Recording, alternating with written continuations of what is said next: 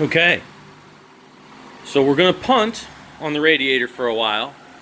We're going to do some internet search. We figured out that either a Datsun 510 or an OEM radiator is going to work, and we're going to search up one of those in the next couple of weeks and try and pick one up rather than try and modify the ones that we've got to fit.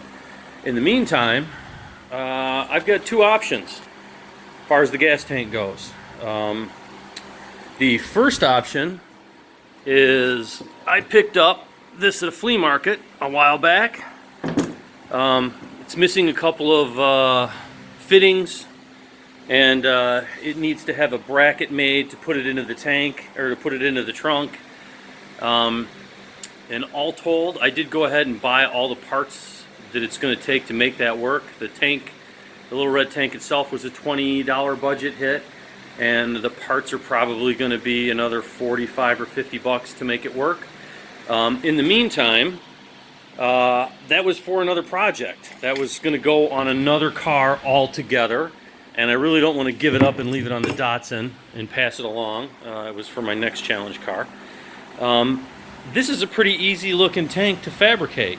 It's 18 gauge steel. It's pretty simple. You know, there's a couple of things welded onto it as far as inlets and outlets. I think I can probably make this myself. So as you can see, I went out and bought myself a big piece of 18 gauge steel, new, and then out of the remnant pile I got a couple of pieces of stainless steel for a return line and a fuel line, and I think I'm going to go ahead and try and make this. I'll probably clue you in on my progress. I've never made a gas tank before. I'm sure there's some room for failure in there, but hopefully it all works out. Alright, so everything's laid out. My sheet steel's cut. I'm going to do an end-to-end butt with a backer piece of metal between the two to make it a little easier to weld. So hopefully I can put this thing through the roller and roll the spots that are marked out with the degrees. And then everything ends up square when it's all said and done. If I fail, you're never going to know about it. Alright, so rolling the gas tank is working out pretty good. I thought I would give you just a quick tutorial on how it all works. So you put your doohickey, the part you want to roll, in the roller. And what I'm doing is trying to get this thing lined up as best I can. Just using my my ledger lines that I've got down here. And then you crank down the top roller till it's good and tight. That gives you the grip between the drive roller and the action roller. And then you come around here to the back, and I've marked these little tensioning balls, and you put a turn on each one.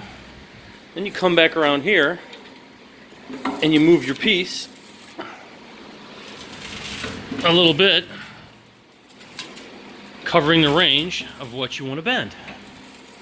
And that's all pretty simple. But I need both hands to do it. So that was show and tell. I'll show you when I'm done. Alright, I'll finish rolling it. Not perfect, but I think I'm close enough that once I put the internal baffles on the inside, it'll take a closer shape, and I'll get things a little bit better. I'm not quite at 90 degrees there. I got one a little off. One a little less, one a little more. It'll survive though. Alrighty, on to the next phase. Alright, so everything's been rolled out. I've welded a seam along the top.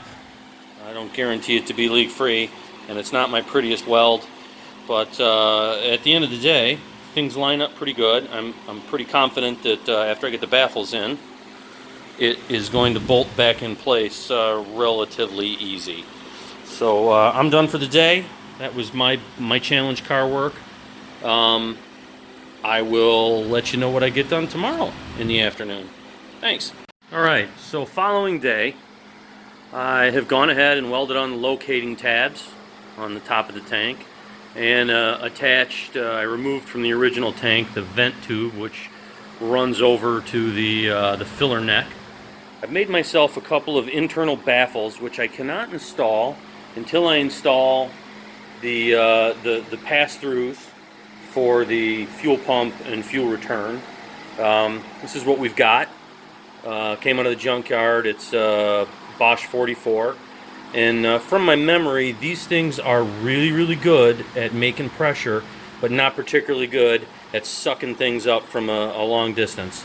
So I'm going to do a little bit of an experiment. I know the Mercedes tanks all pretty much drop out the bottom of the tank to the pump. Now I'm not going to be able to do that because the height of the pump is midway up the tank. So I'm hopefully going to give a nice short little tube and then run that through the tank, kind of putting it in the bottom of the tank. I don't think I'm going to put a sock on it because I don't have one, and I'm not going to put one in the budget. So hopefully this doesn't derail me. I don't think it will, but I don't know. I'll let you know tomorrow after I start welding the rest of this stuff on. What have you done to your challenge car today?